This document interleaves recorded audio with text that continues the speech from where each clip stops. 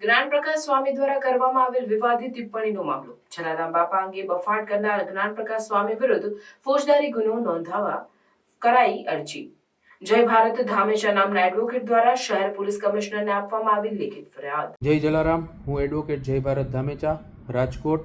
છેલ્લા 2-3 દિવસથી રઘુવંશી સમાજ તેમજ જલારામ ભક્તોમાં એક ઉગ્રતા છે કે જ્ઞાનપ્રકાશ સ્વામી વીરપુર ધામ પધારી પૂજ્ય જલારામ બાપાના ધામે આવી તેમના ચરણોમાં શીશ ઝુકાવી અને માફી માગે, કારણ કે તેઓ દ્વારા અશોભનીય ટિપ્પણીઓ કરવામાં આવી છે.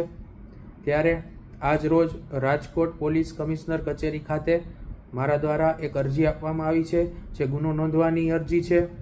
આ અરજીમાં ભારતીય ન્યાય સંહિતાની કલમ 298, 299, 302 અને 356 મુજબની કલમ હેઠળ ગુનો નોંધવા મેં કમિશનર સાહેબ શ્રીની કચેરીએ આજરોજ અરજી આપી છે, જેમાં કોઈ પણ ધાર્મિક લાગણીઓ અથવા તો ભાવનાઓને ઠેસ પહોંચાડવાની કલમ છે.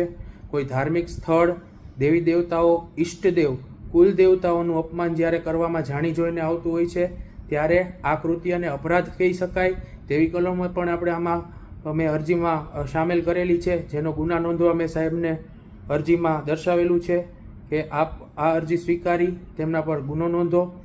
ત્યારબાદ 302ની કલમ, BNSની કલમ 302, જેમાં ધાર્મિક ભાવનાઓ અને લાગણીઓને ઠેસ પહોંચાડવાની જે આ કલમ છે તેની પણ રજૂઆત મેં તે અરજીમાં સામેલ કરેલ છે. અને બદનક્ષીની કલમ 356 BNSની તે મુજબ પણ કાર્યવાહી થાય તેવી અરજી મેં આજ રોજ રાજકોટ પોલીસ કમિશનર સાહેબ શ્રીને રૂબરૂ જઈ ઇન્વર્ટ કરાવેલ છે.